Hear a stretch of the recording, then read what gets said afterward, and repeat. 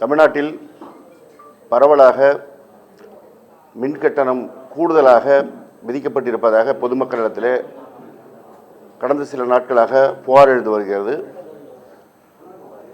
இந்த புகார்களுக்கு உடனடியாக நடவடிக்கை எடுக்க வேண்டும் என்று திராவிட முன்னேற்றக் கழகத்தின் தலைவர் மாண்புமிகு தலைவர் அவர்கள் அறிக்கை வெளியிட்டிருந்தார்கள்.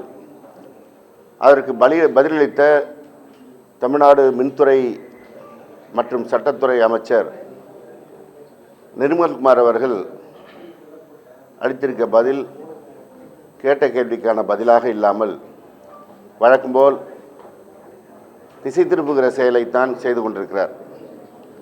அவர்கிட்ட கேள்வி கேட்ட அந்த நிருபர்களே ஒருவர் சொல்கிறார், என்னுடைய நண்பர் வீட்டிலேயே கூடுதல் கட்டணம் வந்திருக்கிறதுன்னு. அவர் அதற்கெல்லாம் பதில் சொல்லாமல் எங்களுடைய கழகத் தலைவர் அவர்கள் வாட்ஸ்அப்பிலே வந்த செய்தியை வைத்துக்கொண்டு அறிக்கை வெளியிட்டிருக்கிறார்னு சொன்னார். வாட்ஸ்அப்பில் வந்த செய்தியை பார்க்காமல் இன்ஸ்டாகிராமில் வந்த செய்தியை பார்க்கணுமான்னு தெரியல. இன்ஸ்டாகிராமில் வந்த செய்தினா அவங்களுக்கு ஆதரவாக வரும் போல் இருக்குது, வாட்ஸ்அப்னா வராது போல் இருக்குது. இப்போ என்கிட்ட ஒரு வாட்ஸ்அப் செய்தி இருக்குது. என்ன செய்தின்னா, மின்துறையுடைய சிஎம்டியாக இருக்கிற அருண்ராய் ஐஏஎஸ் ஒரு சுற்றறிக்கை வெளியிட்டிருக்கிறார். அதில் அவர் தெளிவாக சொல்கிறார், in view of widespread complaints regarding high electricity bill during the month of July, Tamil Nadu Electricity Board has decided to do a re-inspection of high variation in consumption cases through responsible senior officers. இப்போ வாட்ஸ்அப்பில் வந்ததுன்னா அதை படிக்க முடியாதா? இதை வச்சு நான் சொல்லக்கூடாதா? ஒரு பொறுப்பான அமைச்சர் கேட்ட கேள்விக்கு பதில் சொல்லாமல் ரொம்ப எப்பயும் அவர் எதிராளிகளை எல்லோரையும் ரொம்ப குறைவாக மதிப்பிடுகிறார். திராவிட முன்னேற்ற கழகத்தின் தலைவருடைய வரலாறு கொஞ்சம் அவர் தெரிஞ்சுக்கணும். அவர் வயது என்ன, அரசியல் அனுபவம் என்ன, அவர் வகித்த பதவிகள் என்ன, இதெல்லாம் தெரிஞ்சுக்கிட்டு பேசணும். இன்றைக்கு நிர்மல்குமாருக்கு ஒரு வாய்ப்பு கிடைத்திருக்கிறது, அமைச்சராக இருக்கிறார், அதில் பணியாற்றட்டும், வாழ்த்துக்கள். ஆனால் அதை விடுத்துவிட்டு எங்கள் தலைவரை பார்த்து வாட்ஸ்அப்பில் வந்த செய்தியெல்லாம் வைத்துக்கொண்டு பேசுவதாக சொன்னால் அது முறையாக இருக்காது. ஏன்னா நிர்மல்குமார் ஒரு மல்டி டேலண்டட் பர்சன். அந்த அமைச்சரவையில் இருக்கிற எல்லா அமைச்சருக்கும் அவர் தான் மவுத் பீஸ் மினிஸ்டராக இருக்கிறார், மல்டி டேலண்டட் மினிஸ்டராக இருக்கார். அதெல்லாம் சிறப்பு. மெடிக்கல் படிக்காதீங்க, கார்பெண்டர் ஆகுங்க, பிளம்பர் ஆகுங்கன்னு திடீர்னு கேரியர் கைடன்ஸ் கொடுப்பார். திடீர்னு அவரே மேகதாது அணைக்கும் பேசுவார், சட்டத்துறைக்கு பேசுவார், அவர் துறையில் சில செய்திகளை தெரியாதுன்னு சொல்லுவார். இப்படி ஒரு அமைச்சர் தன்னுடைய வேலைகளை விடுத்து தன்னுடைய மற்ற பணிகளை பார்க்கின்ற சுமை காரணமாக வேணுமோ தன்னுடைய துறையை சேர்ந்த ஒரு சிஎம்டி வெளியிட்டிருக்கிற அறிக்கையை கூட தெரியாமல் பேசுகிறார். எந்த புகாரும் வரலங்கிறார். வைட் ஸ்ப்ரெட் கம்ப்ளைண்ட்ஸ் தான் அவர் அருண்ராய் ஐஏஎஸ் சொல்கிறார். ஆனால் அவர் எந்த புகாரும் வரவில்லை, ஆனால் நாங்களாக ஆய்வு செய்கிறோம் அப்படிங்கிறார். அப்புறம் சொல்கிறார், போன வருஷம் கூட இருந்தது, இப்போ 9,50,000 கனெக்ஷன்ஸ் தான் இப்போ இந்த பிரச்சனை வந்ததுங்கிறார். கடந்த காலங்களில் நீங்கள் இதெல்லாம் புகார் சொல்லி தான் இன்றைக்கு ஆட்சி மாற்றம் வந்திருக்கிறது. நீங்கள் சொன்ன மாற்றம் வந்திருக்கிறது. மாற்றம் வந்த ஒரு பாட்டு திருப்பி நாங்கள் அப்போவோட இப்போ கம்மியாக இருக்கிறோம்னா நீ தப்பே நடக்காதுன்னு சொன்னீங்க, செய்துவிட்டு அதுக்கு எங்களுக்கு கம்மியாக இருக்குனார், ரைட். ஆனால் அப்புறம் சொல்கிறாரு, புகாரே வரவில்லை, ஆனால் நாங்களாக 3.5 லட்சம் கனெக்ஷன்ஸை ஆய்வு செய்ய சொல்லியிருக்கிறோம் அப்படிங்கிறார். இது என்ன கூத்துது? கம்ப்ளைண்ட்டாக வராதான், இவங்களே பில்லை போடுவாங்களாம், இவங்களே கம்ப்ளைண்ட் வராமல் அதை விசாரிப்பாங்களாம். இந்த சினிமாவில் சொன்ன மாதிரி இவங்களே கொண்டு வைப்பாங்களாம், இவங்களே எடுப்பாங்களாங்கிற கதையாக ஒரு அளவில்லாமல் போய் கொண்டிருக்கிறார் நிர்மல்குமார் அவர்கள். முதல்ல அவருக்கு நான் வைக்கின்ற வேண்டுகோள், மின்துறை என்பது ஒரு மிகப்பெரிய துறை. அந்த துறையில் என்னென்ன டிவிஷன்ஸ் இருக்குது, அதெல்லாம் எப்படி இயங்குது, அதில் இருக்கிற பிரச்சனைகள் என்ன, இதெல்லாம் ஒரு மாதம் 2 மாதம் அவர் எடுத்துக்கிட்டு ஆய்வு செய்து கொண்டு பிறகு இந்த பேட்டி கொடுக்கலாம் வரணுங்கிறது தான் என்னுடைய வேண்டுகோள்.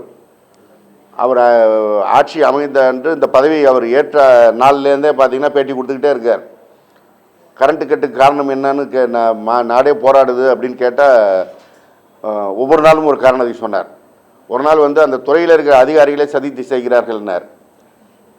அப்புறம் திமுகவை சேர்ந்தவர்கள் ஃபியூஸ் கேரியரை பிடிக்கிட்டு போயிட்டாங்க, திருடிட்டு போயிட்டாங்கங்கிறார். அப்புறம் மெயின்டெனன்ஸில் தான் பிரச்சனை அப்படிங்கிறார். இப்படி அவருக்கு வர்ற வாட்ஸ்அப் செய்தியை வைத்து கொண்டு பேசி கொண்டிருக்கிறார். ஒரு ஆய்வை முழுமையாக செய்து எங்கே பிரச்சனை இருக்குன்னு பார்த்தாலே இந்த பிரச்சனையெல்லாம் வராது.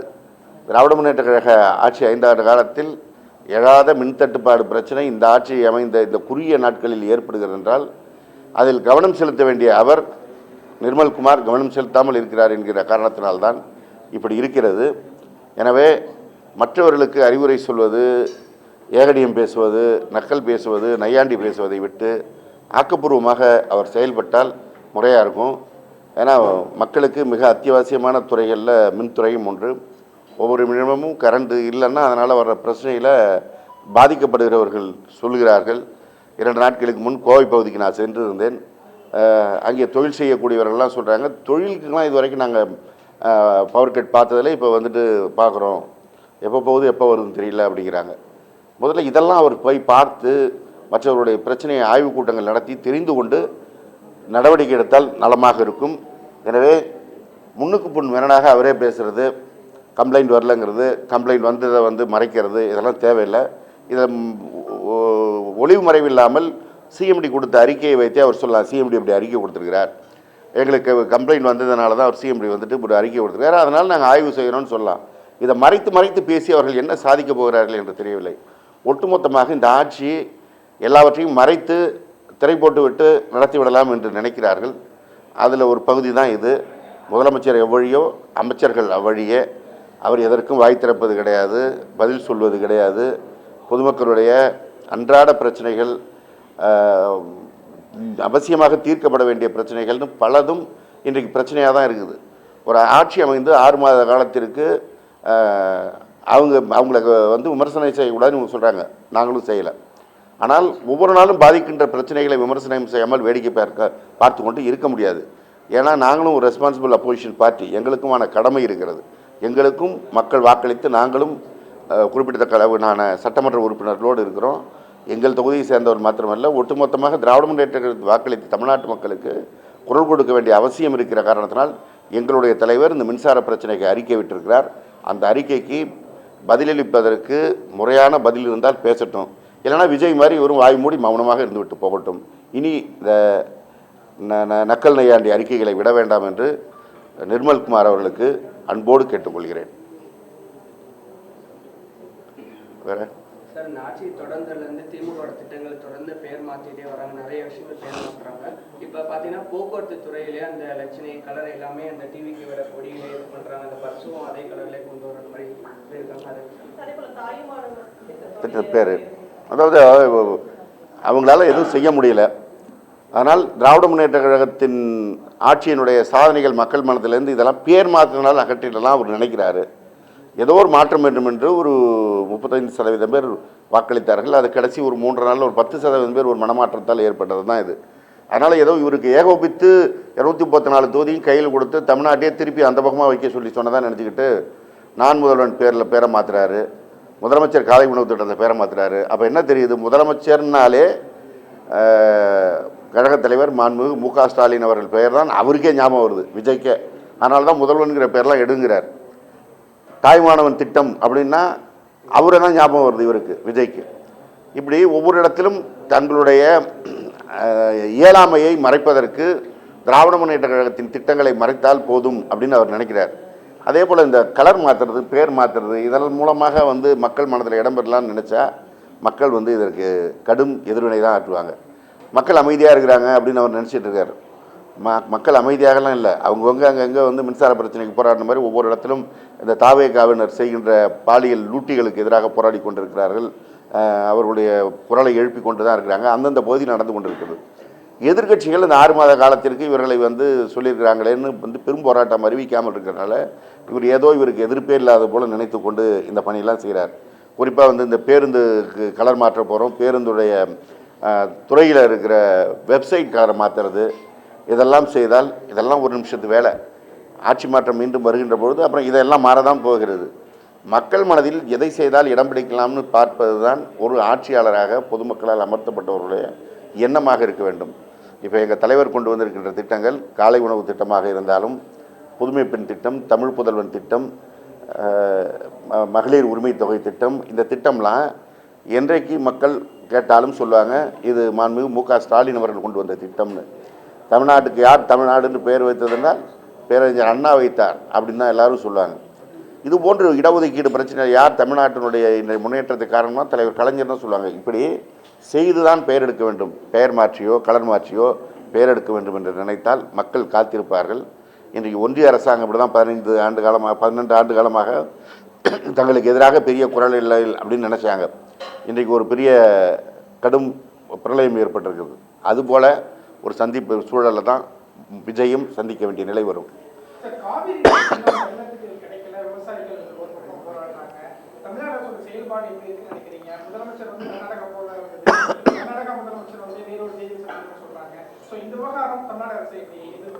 இல்லை, இதை கண்டித்து தான் எங்களுடைய கழகத் தலைவர் அவர்கள் கழகத்தின் சார்பாக எதிர்க்கட்சி தலைவர் மாண்புமிகு இளந்தலைவர் உதயநிதி ஸ்டாலின் அவர்கள் தலைமையில் தஞ்சையில் போராட்டத்தை அறிவித்திருக்கிறார்கள்.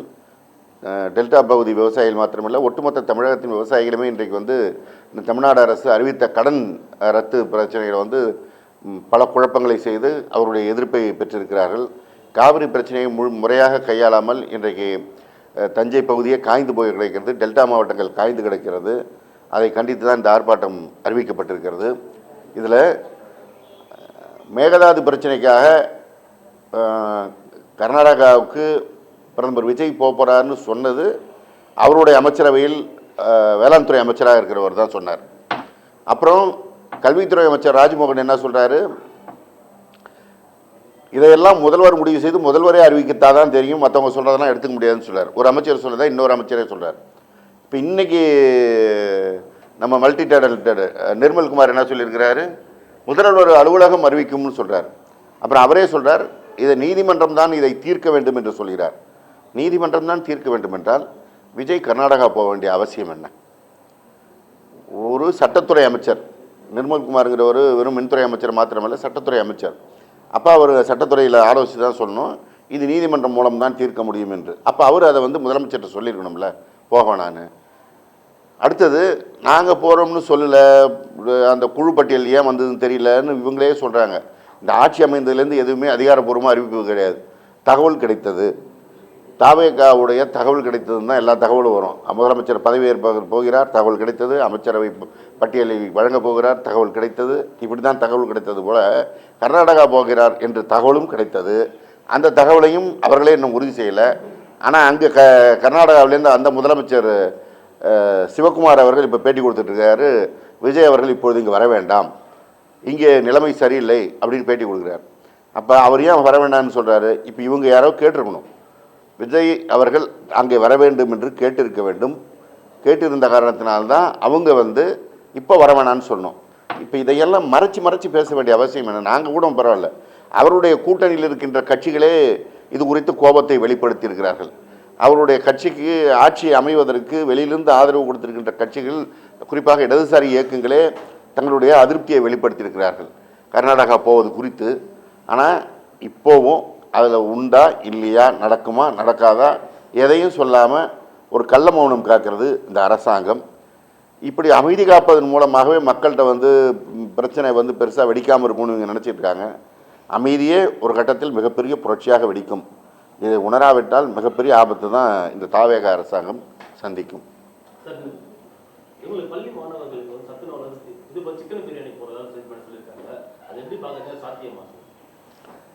அது குறித்து பல கல்வியாளர்கள் கருத்து சொல்லிட்டு இருக்கிறாங்க. முட்டைன்னா முழுசாக கொடுத்துருவோம் தெரியும், நீங்கள் சிக்கன் பிரியாணியில் என்ன கொடுக்க போகிறீங்கன்னு தெரியும், குஸ்காவை போட்டு சிக்கன் பிரியாணி போட்டோன்னு கூட சொல்லலாம். அதாவது ஒரு திட்டத்தை செயல்படுத்துவதற்கு முன்பாக அந்த திட்டத்தினுடைய பிரச்சனைகள் என்ன வரும், அதை முழுமையாக செயல்படுத்த முடியுமா, இதெல்லாம் தெரியணும். இவங்க மன்றம் வச்சுருக்கும் போது நாங்கள் அங்கே செஞ்சோம் இங்கே செஞ்சோம், அதனால் சில விஷயங்களை இங்கே செய்கிறோன்னு வராங்க. மன்றங்கிறது தனிநபர்களுடைய பிரச்சனை, அவங்க எதை விருப்பப்பட்டாலும் செய்யலாம். ஆனால் அரசு அப்படி இல்லை, இதுக்கு அக்கௌண்டபிலிட்டி இருக்குது. பொதுமக்களுடைய வரி பணத்தில் நாம் செலவு செய்யும் போது அது முழுமையாக சென்று சேர்கிறதா, எல்லோருக்கும் சேர்கிறதான்னு பார்க்கணும். எல்லா விஷயத்தையும் விளையாட்ட போக்கில் அவங்க நினச்சிக்கிட்டு இருக்காங்க. ரீல்ஸ் தான், அதே இதை போட்டால் அது ஒரு 2 நாள் ரீல்ஸ் போடலான்னு நினச்சிருப்பாங்க.